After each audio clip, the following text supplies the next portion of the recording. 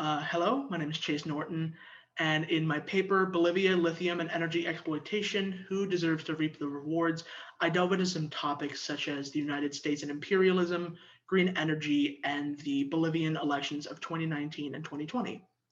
So to begin, in recent years, the United States has seen a significant debate regarding a push for clean energy, particularly as a means to combat climate change. We've seen a large amount of extreme weather that we've been hoping to prevent with a more sustainable environment for future generations.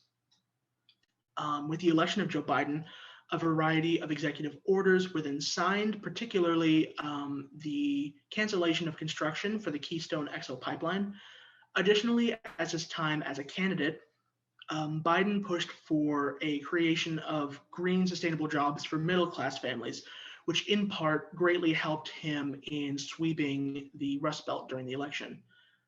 That being said, a movement towards renewable energy does cause a significant increase in reliance for lithium, particularly for lithium ion batteries, which helps with the storage of a variety of green energies.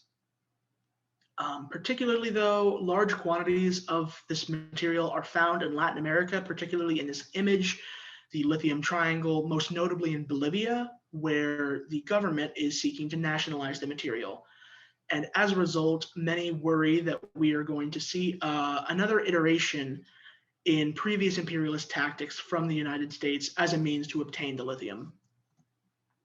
In the 2019 Bolivian election, then President Evo Morales was in his third term, seeking re-election for a fourth, but election irregularities were then cited.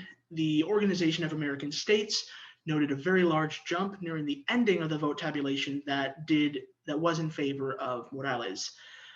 The report was then spread throughout Bolivia and throughout the globe, causing for a large amount of unrest and protest, which would then lead Morales to eventually resign and flee the country.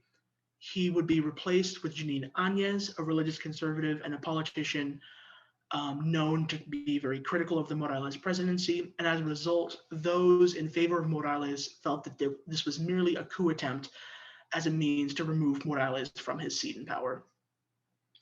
Cut to 2020, a new election was then created for October of 2020, which gave an additional opportunity for Bolivians to use their voice and decide once and for all who they wanted to lead. As time passed, three primary frontrunners were laid out, that being Luis Arce, Luis Fernando Camacho, and Carlos Mesa. Luis Arce was backed by Morales and as a result won by a significant margin, a margin greater than Morales had seen in 2019. He sought to continue many of the ideas that were embraced by Morales, particularly the nationalization of lithium.